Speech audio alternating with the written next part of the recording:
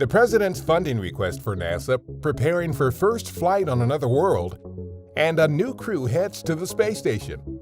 A few of the stories to tell you about this week at NASA. Acting NASA Administrator Steve Jurczyk discussed the President's fiscal year 2022 discretionary funding request for NASA. The $24.7 billion funding request It allows NASA to address the climate change challenge in more significant ways than we've had in the past. It allows us to understand the Earth as a system, from the oceans to the atmosphere. The request includes funding also related to climate change for programs associated with the first A in NASA's name. Aeronautics has been charged with developing a more environmentally friendly aviation system. One of them is the X-57 Maxwell flight demonstrator. It's going to demonstrate electric aircraft technology, including distributed propulsion. Other milestones expected under the new funding request include the launch of the James Webb Space Telescope, which will look back in time to the first galaxies in the early universe. The funding request also is a strong show of support for our Artemis program and Moon to Mars exploration approach. The Space Launch System rocket, the Orion spacecraft, gateway in lunar orbit, and a commercial human landing system will land the first woman and first person of color on the surface of the Moon, and are the systems we will use to establish sustainable exploration and research in preparation for the first human missions to Mars. During a pre-flight briefing on April 9th, the team for our Ingenuity Mars helicopter discussed the helicopter's status and what to expect on its first attempt at powered controlled flight on another planet, currently targeted for no earlier than Sunday, April 11th.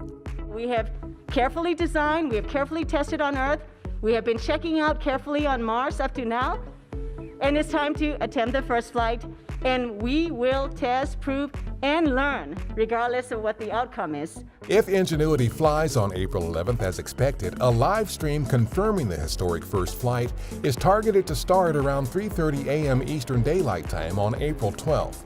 Ingenuity, a technology demonstration to test powered flight on another world for the first time, arrived at Mars on February 18th with our Perseverance Mars rover.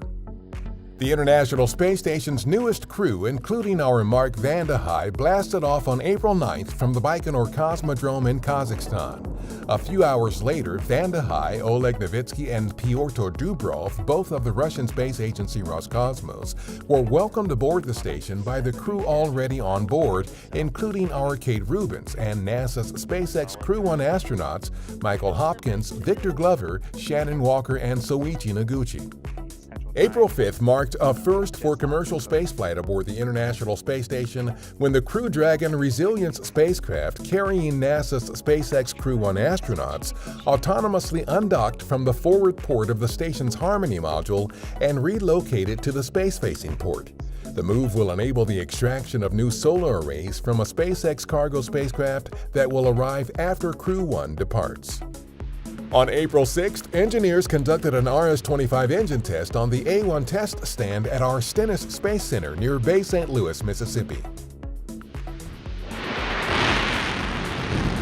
The full-duration test is the second in a scheduled series of 7 tests to provide valuable data for development and production of the engines. 4 RS-25s will help power the agency's Space Launch System rocket on future missions to the Moon, including the Artemis 1 uncrewed flight test targeted for this year that will pave the way for future flights with astronauts to explore the Moon and prepare for missions to Mars. NASA's OSIRIS-REx spacecraft completed a last flyover of asteroid Bennu on April 7th to document surface changes that resulted on the asteroid during the mission's sample collection maneuver last October. It will take until at least April 13th to downlink all of the data from the flyby. A survey of the sample collection site could teach us more about the nature of the surface and subsurface materials and the mechanical properties of the asteroid.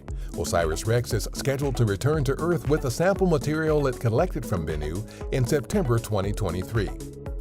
That's what's up this week at NASA. For more on these and other stories, follow us on the web at nasa.gov/twan.